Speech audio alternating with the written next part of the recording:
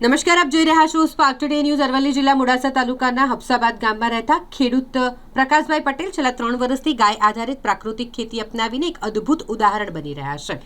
રાસાયણિક ખાતરો અને જંતુનાશકોના વધુ પડતા ઉપયોગથી જમીનની ફળદ્રુપતા ઘટી રહી હતી અને ખર્ચ વધી રહ્યો હતો, ત્યારે પ્રકાશભાઈએ પ્રાકૃતિક ખેતી, ઝીરો બજેટ નેચરલ ફાર્મિંગ તરફ વળાંક લીધો।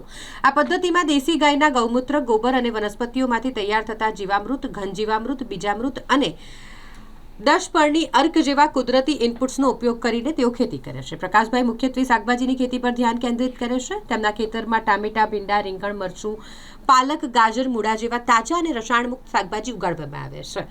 ગાય આધારિત પદ્ધતિ અપનાવ્યા પછી તેમનો ખર્ચ નોંધપાત્ર રીતે ઘટ્યો છે। રાસાયણિક ખાતર અને દવાઓ પર થતો ખર્ચ લગભગ 70 થી 80% ઘટી ગયો છે। આનાથી ઉત્પાદન ખર્ચમાં બચત થઈ છે અને નફો વધ્યો છે।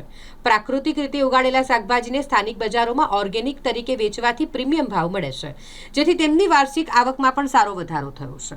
આ પદ્ધતિના ફાયદા આર્થિક અને આરોગ્ય અને પર્યાવરણ માટે પણ છે। પ્રકાશભાઈ દ્વારા આ વિશે વધુ માહિતી આપવામાં આવી છે।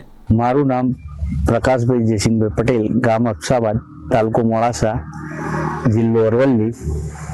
હું ગાય આધારિત ખેતી છેલ્લા 3 વર્ષથી કરું છું। એ પહેલો હું રાસાયણિક ખેતી કરતો હતો, એના કરતો ખર્ચામાં આ ઓછું રહે છે અને ઉત્પાદન સારું મળે છે।